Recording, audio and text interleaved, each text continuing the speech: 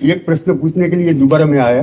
पहली दफा आपकी तबीयत कुछ नादुरुस्त थी, तो गौ माता इतनी पूजनीय है, ठाकुर जी ने पूजा की, माता जी ने पूजा की उसकी, तो कोई भेड़ बकरी ऊंट गद्दा कुछ आवारा दिखता नहीं है।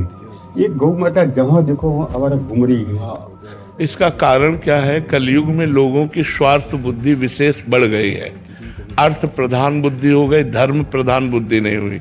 धर्म का ह्रास होने के कारण जो हमारा धर्म का मूर्तिमान स्वरूप गौ है उसका तिरस्कार हो रहा है।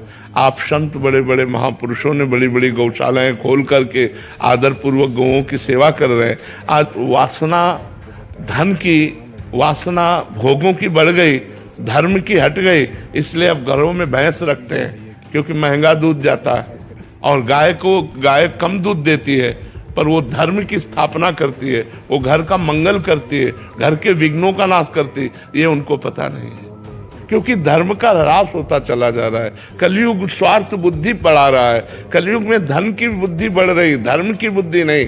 जबकि हमारे पुरुषार्थ में पहले धर्म है, फिर अर्थ है, फिर काम है, फिर मोक्ष है। लेकिन लोग धर्म का त्याग करके अर्थ की प्राप्ति और कामना की पूर्ति में लगे हैं। धर्म और मोक्ष दोनों का त्याग हो गया है क्योंकि गौ सेवा मोक्ष की भी प्राप्ति का हेतु है। क्योंकि स्वयं भगवान श्री कृष्ण ने परब्रह्म परमात्मा होते हुए भी गौएं चराई, गौओं की सेवा की। गौओं का दुग्ध जो है वो हमारे हविष्यान्न में आता है, यज्ञ की पूर्ति होती है, देवता प्रसन्न होते हैं और सारे विघ्नों का नाश होता है। स्वयं भगवान के श्री अंगों में गौ का गोबर लगाकर और गौ की पूंछ से निर्विघ्नता का प्रमाण दिया जाता था। तो ये गृहस्थ लोग जो आज दुखी अशांत, भाई भाई में झगड़ा, पूरे घर में अशांति छाई, उसका कारण यही है, धर्म का लोप हो जाना। अगर एक गाय, एक बछड़ा, आंगन में बछड़ा कूद रहा है और गाय के गोबर से लिपा हुआ आंगन है और गौ के दूध से भगवान का भोग लग रहा है तो सारे विघ्न नष्ट हो रहे हैं। लोग जान नहीं पा रहे हैं, लोगों की स्वार्थ बुद्धि हो रही महाराज, इसलिए हमारी गौओं की दुर्दशा हो रही है।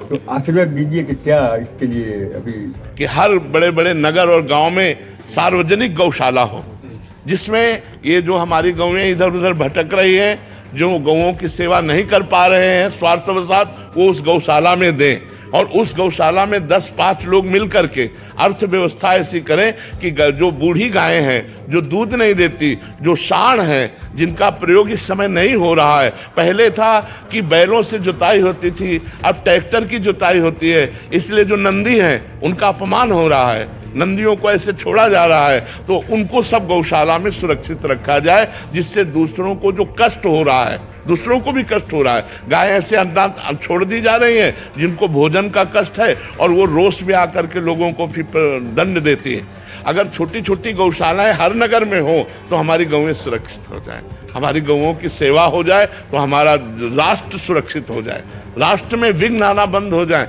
यदि गौएं सुरक्षित हो जाएं। जहाँ गौएं कटती हैं, जहाँ गौओं का निरादर होता है, वो राष्ट्र दुख से युक्त होता है। कभी अतिवृष्टि, कभी अनावृष्टि, नाना प्रकार की प्राकृतिक आपदाएं उस राष्ट्र को दुख देती रहती हैं। ऐसा चाहे जहाँ भी हो, तो जहाँ गौ हत्या होगी, जहाँ गौओं का अनादर होगा, वहाँ दैवीय आपदा जरूर, उस प्रकृति वहाँ की कष्ट देगी उसको। गौ धर्म स्वरूपा है। जैसे वेद माता गायत्री है, ऐसे धर्म माता गाय है। गाय धर्म स्वरूप है।